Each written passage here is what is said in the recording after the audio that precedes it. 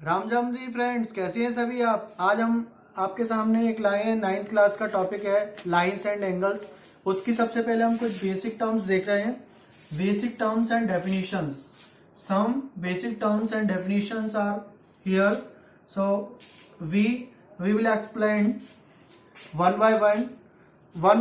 First one is a point. Point क्या होता है? Point, what is point? Point is a position of a sharp pointed pen is called a point. Point have no size, no length, and no.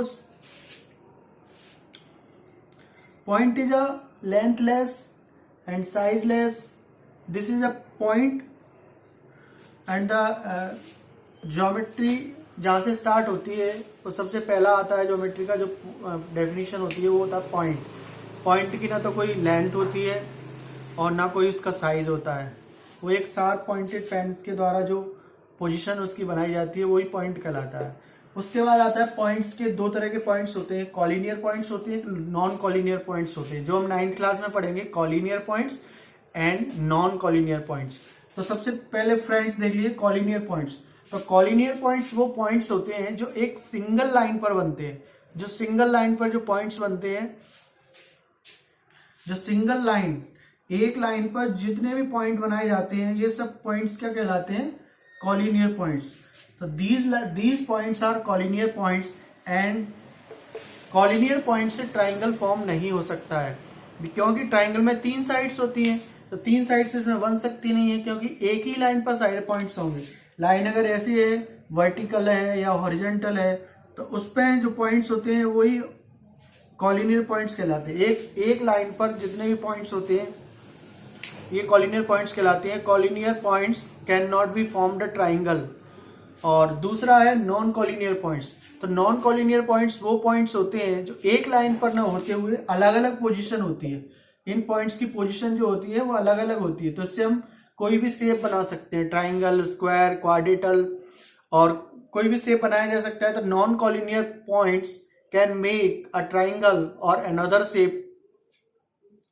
तो points आपको clear आ गया होगा। Points में हमें 2 पढ़ना है, collinear points and non collinear points. तो collinear points कौन से होते हैं? जो एक लाइन पर पॉइंट्स बनते हैं, यानी एक सिंगल लाइन, स्ट्रेट लाइन पर जो पॉइंट्स सभी आते हैं उनको कॉलिनियर पॉइंट्स बोलते हैं। और नॉन कॉलिनियर पॉइंट्स वो होते हैं जिनकी पोजीशन जो है ना अलग अलग होती है, यानी डिस्टिंक्ट पोजीशन होती है। अलग अलग पोजीशन पर जो पॉइंट्स होते हैं हम उनको नॉन कॉलिनियर पॉइंट्स बोलते हैं। ओके स्टूडेंट, क्लियर हो गया पहली definition. Points are divided in 2 parts, collinear and non-collinear. Now second definition is line. Line, तो कोई भी सिंगल स्ट्रेट पोजीशन खींची जाती है जो, और दोनों तरफ से इसको हम प्रोड्यूस कर सकते हैं। इसको हम दोनों तरफ से प्रोड्यूस कर सकते हैं, बढ़ा सकते हैं, तो इसको हम लाइन बोलते हैं। और दूसरा है, लाइन 2 तरह की होती है, एक इंटरसेक्टिंग लाइन होती है और पैरेलल लाइंस होती है। तो देखिए दोस्त, इंटरसेक्टिंग लाइन कौन सी होती है?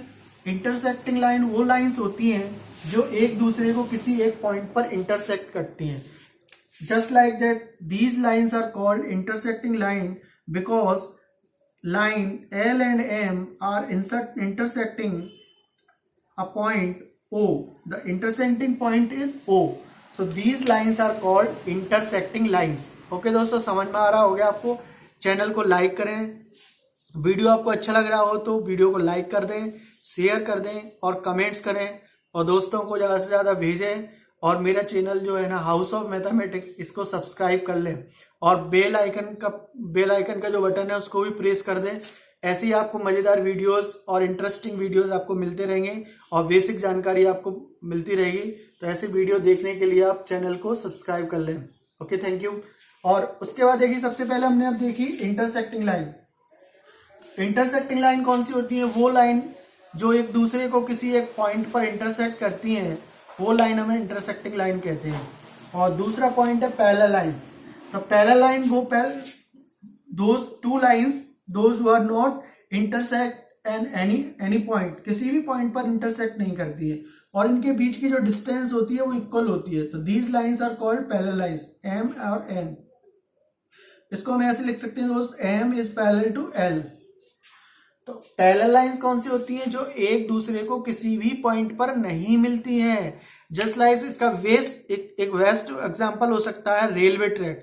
रेलवे ट्रैक देखा होगा, एक दूसरे के पैरेलल होती हैं और किसी भी पॉइंट पर एक दूसरे को मीट नहीं करती। अगर मान लो वो मीट कर जाएंगी तो पता है क्या हो जाएगा। तो लाइंस में हमने दो पॉइंट्स पढ़े इसमें, intersecting line and parallel lines. Now we third one is line segment. तो line segment is a part of line. Line के ही अगर हम टुकड़ा कर दें, देखो आगे हम बता देते फिगर के माध्यम से। तो लाइन सेगमेंट क्या होता है? लाइन, जैसे हमने कोई एक लाइन बनाई, ये हमने लाइन बना दी, लाइन के बीच को दो टुकड़े कर दो, जैसे ए और बी। तो ए और B, this portion is called line segment. तो line segment having two end points, मतलब इसको हम आगे प्रोड्यूस नहीं कर सकते, इसको इधर से इधर नहीं बढ़ा सकते और ना ही इसको इधर बढ़ा सकते। तो a line segment is a portion of a line, यानी लाइन सेगमेंट एक लाइन का ही पार्ट होता है, तो इसको हम लाइन सेगमेंट बोलते हैं। तो एक लाइन में कई सारे लाइन सेगमेंट बना सकते हैं। यहाँ पे सी पॉइंट भी दे सकते हैं, तो ए से भी एक लाइन सेगमेंट हो गया, बी से सी लाइन सेगमेंट हो गया और ए से सी भी लाइन सेगमेंट हो गया। तो ए से सी लाइन सेगमेंट की जो डिस्टेंस होगी ए ओ बी और बी सी के प्लस के बराबर होगी, क्योंकि ये डिस्टेंस इक्वल हो जाएगी। तो लाइन सेगमेंट आपको समझ में आ गया होगा, क्लियर हो गया होगा दोस्तों। और ऐसे ही इंटरेस्टिंग वीडियो देखने के लिए चैनल को लाइक सब्सक्राइब कर लें और दोस्तों को ज़्यादा से ज़्यादा शेयर करें। Thank you. और आगे देखिए, फोर्थ पॉइंट है रे जैसे सुना होगा आपने, जैसे सन है, ये सन से ऐसे इस टाइप से हमारे तरफ रोशनी आती है, यानी एक रे के फॉर्म में होती है। रे के फॉर्म में हमें सन की रोशनी जो है ना हमारे तक पहुंचती है। तो ये सन की रोशनी है, सन की रोशनी हमें रे के फॉर्म में पहुंच रही है। तो इसका मतलब हम कह सकते हैं कि अ रे हैव अ एंड पॉइंट, यानी रे का एक एंड पॉइंट होता है, यानी एक डायरेक्शन में उसको प्रोड्यूस कर सकते हैं और एक उसका एंड पॉइंट होता है।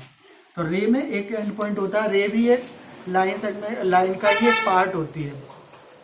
तो इतनी डेफिनेशन आपको समझ में आ गई होंगी। Point, line segment and ray. और point is divided into, collinear and non-collinear, and line is also divided in two parts, intersecting line and parallel lines. So is that clear? Now अब हम आगे देखते हैं angles के बारे में। Welcome friends, कैसे हैं सभी? और अब हम देख रहे हैं नया टॉपिक है एंगल्स क्या होते हैं? दो रेज के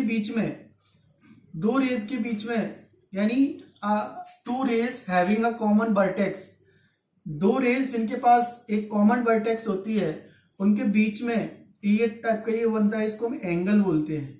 तो an angle having common vertex, ये टू रेज हैं, टू रेज के बीच में एक कॉमन वर्टेक्स है और यहाँ पे एक एंगल फॉर्म हो रहा है। और आर्म्स क्या होती है? जैसे हमने ये ट्रायंगल बनाया, तो ट्रायंगल में ये तीन साइड्स होती हैं, इनको हम आर्म्स बोलते हैं। और वर्टेक्स क्या होती है? वर्टेक्स होती है ये कॉर्नर्स। इसमें कितनी वर्टेक्स हैं? 3 वर्टेक्स। तो triangle having 3 arms, three vertex and 3 angles. और एंगल्स क्या होती हैं? कॉर्नर के बीच में जो ये इस टाइप का जो गैप होता है, इसको हम एंगल्स बोलते हैं। तो triangle having 3 vertex, these corners are called vertex and these sides are called arms. So a triangle having three arms,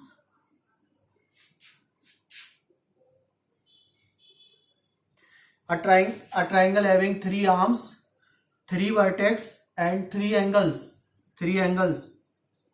तो और इसके बाद देखेंगे हम टाइप्स ऑफ एंगल्स। तो टाइप्स ऑफ एंगल्स में देखिए, सबसे पहला है एक्यूट एंगल। तो एक्यूट एंगल कौन सा होता है? जो 90 डिग्री से कम होता है, यानी लेस देन 90 डिग्री।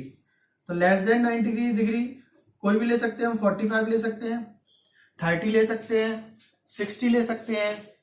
तो angle having less than 90 degree, जो एंगल 90 डिग्री से कम होता है, यानी 0 और 90 डिग्री के बीच में होता है, उसको हम एक्यूट एंगल बोलते हैं। दूसरा है राइट एंगल, जो एग्जैक्ट 90 डिग्री का होता है, इसको हम राइट एंगल बोलते हैं। और ऑब्ट्यूस एंगल होता है जो 90 डिग्री से ग्रेटर होता है।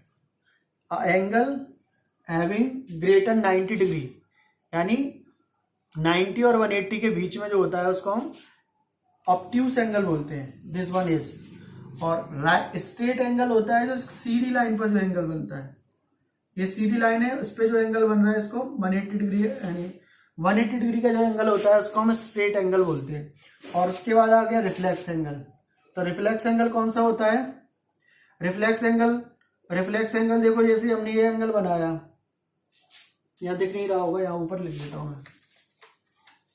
तो रिफ्लेक्स एंगल कौन सा होता है? जैसे हमने ये एंगल बनाया 60 या 30 डिग्री का, तो 30 डिग्री का रिफ्लेक्स एंगल कौन सा होगा? ये पीछे वाला जो एंगल होगा, ये रिफ्लेक्स एंगल होता है। और रिफ्लेक्स एंगल हम निकालते कैसे हैं? रिफ्लेक्स एंगल, क्योंकि ये पूरा कंप्लीट एंगल होता है, तो रिफ्लेक्स एंगल निकालने के लिए हम क्या करेंगे? 360 से माइनस करेंगे 30, तो 30 का रिफ्लेक्स एंगल आ जाएगा।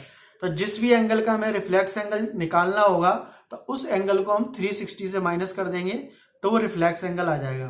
दोस्तों, आपको ये एंगल्स की डेफिनेशन क्लियर हुई होंगी। तो देखो, सबसे पहले है एक्यूट एंगल। तो an acute angle having between 0 to 90 degree, यानी 0 और 90 के बीच में जो एंगल होता है उसको हम एक्यूट एंगल बोलते हैं। और ऑब्ट्यूस एंगल वो होता है जो 90 डिग्री से मोर देन और 180 से लेस देन। और राइट एंगल वो होता है जो एग्जैक्ट 90 डिग्री होता है, उसको हम राइट एंगल बोलते हैं। और स्ट्रेट एंगल उसको बोलते हैं जो 180 डिग्री का होता है। और लास्ट है रिफ्लेक्स एंगल। तो बता ही दिया मैंने, रिफ्लेक्स एंगल जो 360 से माइनस करके जिसका भी हमें रिफ्लेक्स एंगल निकालना होता है वो रिफ्लेक्स एंगल आ जाता है। तो ये 5 डेफिनेशंस आपको क्लियर हो गई होंगी। उसके बाद इसमें 2 चीजें और बता देते हैं। एक होता है सप्लीमेंट्री एंगल और एक होता है कॉम्प्लीमेंट्री एंगल। तो कॉम्प्लीमेंट्री एंगल क्या होते हैं? देखो, कॉम्प्लीमेंट्री एंगल वो एंगल होते हैं, अगर कोई भी 2 एंगल का सम 90 डिग्री होगा तब उसको हम कॉम्प्लीमेंट्री एंगल बोलते हैं। अगर मान लीजिए एक एंगल दिया गया वो 30 और 30 का हमें कॉम्प्लीमेंट्री निकालना है, तो कैसे निकालेंगे? हम 90 से माइनस कर देंगे 30 को, तो 60 आ जाएगा। तो कॉम्प्लीमेंट्री एंगल क्या हो गया? अगर दोनों एंगल का सम 90 डिग्री होगा तो वो कॉम्प्लीमेंट्री एंगल हो जाएंगे। तो 30 को हम 60 से प्लस करेंगे तो 90 डिग्री आ रहा है। तो कॉम्प्लीमेंट्री एंगल कौन से होते हैं? अगर 2 एंगल का सम अगर 90 डिग्री है, then 2 angles are complementary angles. और सप्लीमेंट्री एंगल्स वो होते हैं अगर 2 एंगल का सम 180 डिग्री हो। If the sum of 2 angles is equal to 180 degree, then we can say these 2 angles are supplementary angles. और अगर एक एंगल दिया गया उसका हमें सप्लीमेंट्री निकालना है तो इस 180 से माइनस कर देंगे। अगर हमें 70 का सप्लीमेंट्री निकालना है तो 110 हो जाएगा, क्योंकि इसको 70 को हम 180 से माइनस कर देंगे। तो एंगल के बारे में आपको क्लियरेंस हो रहा है। और अब उसके बाद देखिए कुछ और एंगल देखते हैं, फिर उसके बाद एक्सरसाइज करेंगे हम। एक्सरसाइज की 6.1 है जो कि टर्म 1 में आएगी आपके। तो टर्म 1 में आने के लिए तो इनको पहले हम बेसिक टर्म्स इसकी सीख रहे हैं, जिससे क्या होगा जब भी हम एक्सरसाइज करेंगे तो आपको सब चीजें क्लियर हो जाएंगी। और ये दोस्तों को जरूर शेयर कर दें और चैनल को लाइक कर लें, क्योंकि न्यू वीडियोस आते रहते हैं और आपको उसका अपग्रेडेशन मिल जाएगा कि जो भी वीडियोस अपलोड किए जाएंगे उसका आपको तुरंत। अब उसके बाद देखो, सबसे पहले हम पढ़ रहे हैं इसमें एडजेसेंट एंगल। तो एडजेसेंट एंगल कौन से होते हैं?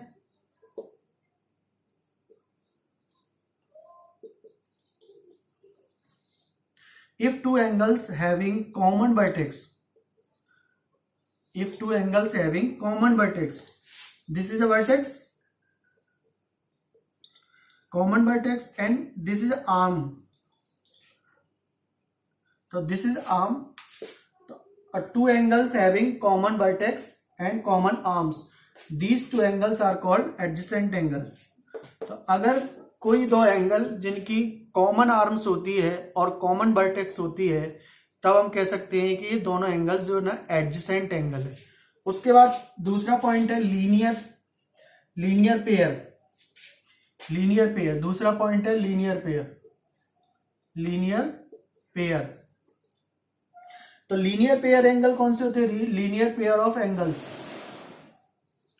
तो देखो, जो एडजेसेंट एंगल हैं, अगर ही उन्हीं 2 एंगल का सम अगर 180 डिग्री आ रहा हो, यानी ऐसे 2 एंगल जिनका सम 180 डिग्री आ रहा है, उनको हम लीनियर पेयर एंगल बोल सकते हैं। या जैसे सप्लीमेंट्री एंगल जो हमने पढ़ा था, सप्लीमेंट्री एंगल क्या था, किन्हीं भी दो एंगल का सम अगर 180 डिग्री है तो सप्लीमेंट्री एंगल होते हैं। तो सेम डेफिनेशन वही है कि लीनियर पेयर एंगल क्या होते हैं, अगर दो एंगल यानी स्ट्रेट लाइन पर जो एंगल बनते हैं, तो स्ट्रेट लाइन पर दो से ज्यादा भी बन सकते हैं, जैसे ये वाले एंगल बन रहा है तो इन दोनों का सम जो होगा वो लीनियर पेयर हो जाएगा। और अगर मान लीजिए 3 बन रहे होंगे यहाँ पे तो उनका भी सम 180 डिग्री होगा, तो ये सब लीनियर पेयर एंगल होंगे। तो लीनियर पेयर एंगल्स वो होते हैं अगर इनका सम 180 डिग्री आ रहा है तो वो लीनियर पेयर एंगल्स कहलाते हैं। उसके बाद देखेंगे हम वर्टिकली अपोजिट एंगल। तो ये दोस्तों आपको क्लियर हो गया होगा, एडजेसेंट एंगल और लीनियर पेयर एंगल, ये क्वेश्चंस में सब चीजें यूज होंगी, तो ध्यान से समझते जाना। वीडियो को पॉज करके भी देख सकते हैं और नोट भी कर सकते हैं, नोट करते जाए साथ साथ में। और चैनल को लाइक करें, सब्सक्राइब करें, थैंक यू। और उसके बाद देखिए vertically opposite angle, vertically opposite angle. तो वर्टिकली एंगल अपोजिट एंगल देखो, इसके बारे में आपको ध्यान आ रहा होगा, ये हमने अभी जस्ट बताया था। ये लाइन कौन सी होती है, क्रॉसिंग वाली लाइन कौन सी बोलते हैं हमको, इंटरसेक्टिंग लाइन। वाह, thank you very much, very good. और उसके बाद देखो ये लाइन ओ पॉइंट पर इंटरसेक्ट कर रही है, तो एक एंगल यहां बन रहा होगा, एक एंगल यहां बन रहा होगा, है ना, और ये एंगल यहाँ पे भी बन रहा होगा। तो वर्टिकली अपोजिट का मतलब होता है कि ये वाला एंगल इसके इक्वल हो, यानी 1 2 3 4। तो angle 1 is equal to angle 3 and angle 2 is equal to angle 4। तो हम ये कह सकते हैं, थ्योरम भी है कि वर्टिकली अपोजिट एंगल्स इक्वल होते हैं, यानी वर्टिकली अपोजिट एंगल इक्वल होते हैं, यानी 1 is equal to angle 3 and angle 2 is equal to angle 4। ये थ्योरम में हम बहुत यूज करेंगे, तो ये ध्यान रख लेना, वर्टिकली अपोजिट एंगल्स क्या होते हैं, इक्वल होते हैं। यानी क्रॉस डायरेक्शन में जो एंगल बनते हैं उनको हम वर्टिकली अपोजिट एंगल। देखो मेरा चेहरा दिख रहा है, मेरे चेहरे के नीचे क्या दिख रहा है, हार्ट दिख रहा है, तो मेरा चेहरा हार्ट के इक्वल हो जाएगा। तो ये कौन सी एंगल होती है, वर्टिकली अपोजिट एंगल। और vertically opposite angles always equal. Hi friends, देखिए हमने एक क्वेश्चन लिया है इसका, जो हमने बेसिक टर्म्स बता दी हैं, तो एक्सरसाइज नंबर 6.1 में यूज होंगी। और उसके बाद जब हम एक्सरसाइज 6.2 करेंगे तो और भी जो बेसिक टर्म्स हैं जो उसमें यूज होंगी वो भी हम आपको बता देंगे और थ्योरम्स भी बता देंगे। एक थ्योरम्स मैंने बताई थी, इसमें एक थ्योरम्स दी गई है एग्जाम्पल में कि वर्टिकली अपोजिट एंगल्स इक्वल होते हैं, इनको प्रूफ करके बताइए। तो ये प्रूफ करके बता सकते हैं इसमें, तो लेकिन हम इसमें थ्योरम्स यूज करेंगे। तो क्वेश्चन नंबर हमने फर्स्ट लिया है, तो जो बच्चे 9th क्लास में हैं वो अपनी बुक निकाल लें, बुक में रीड कर सकते हैं। क्वेश्चन नंबर फर्स्ट में दो चीज पूछी गई है। इसमें एक पूछा गया है BOE, angle BOE and reflex of angle COE.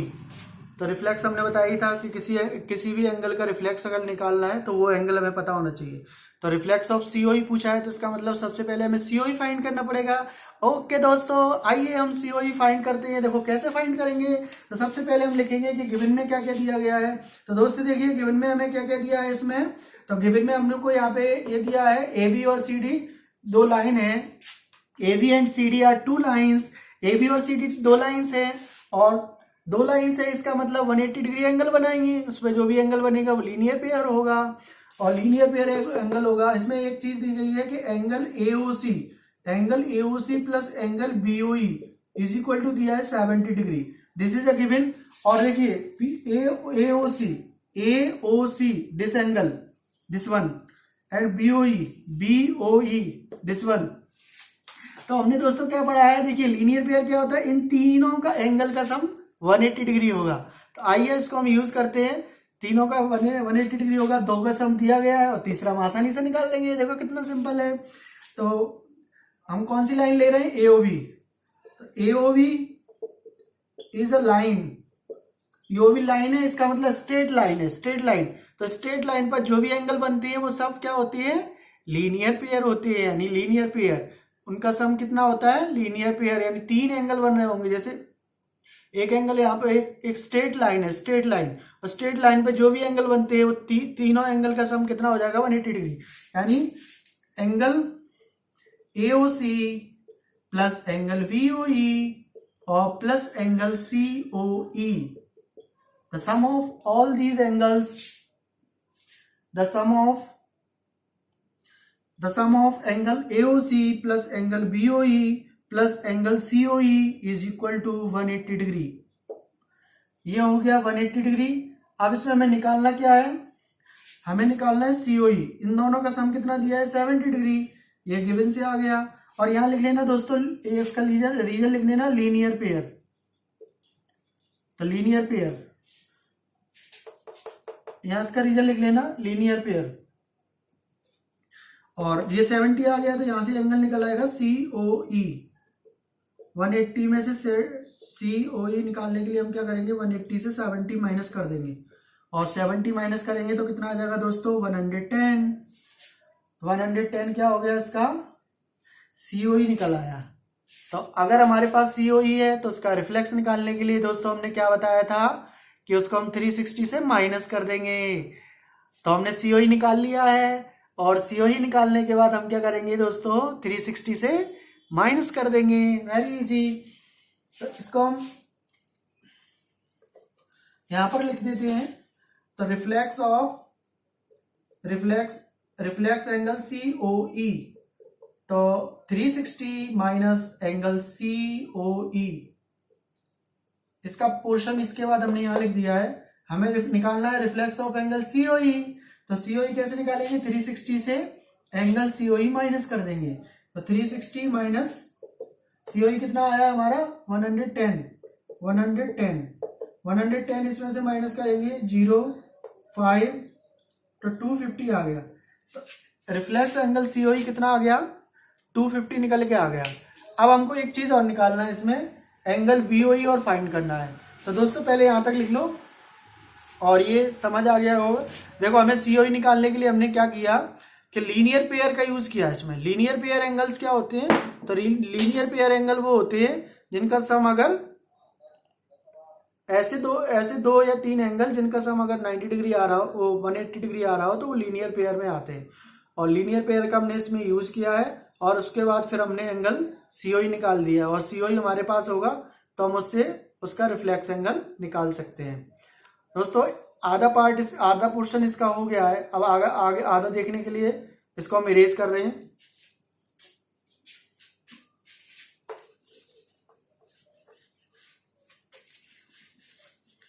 और उसके बाद देखिए हमें निकालना है BOE। तो BOE कैसे निकाल सकते हैं हम, BOE कहाँ दिख रहा है हमें, इसमें देखो फिगर। तो BOE हम कैसे निकाल सकते हैं, इसमें फिगर में देखो। तो फिगर में BOE हमें कहाँ दिख रहा है, BOE, ये BOE है। तो अब हम इसमें क्या करेंगे, अब हम ये वाली स्ट्रेट लाइन लेंगे। कौन सी लेंगे, ये वाली, क्योंकि BOD भी हमें दिया हुआ है।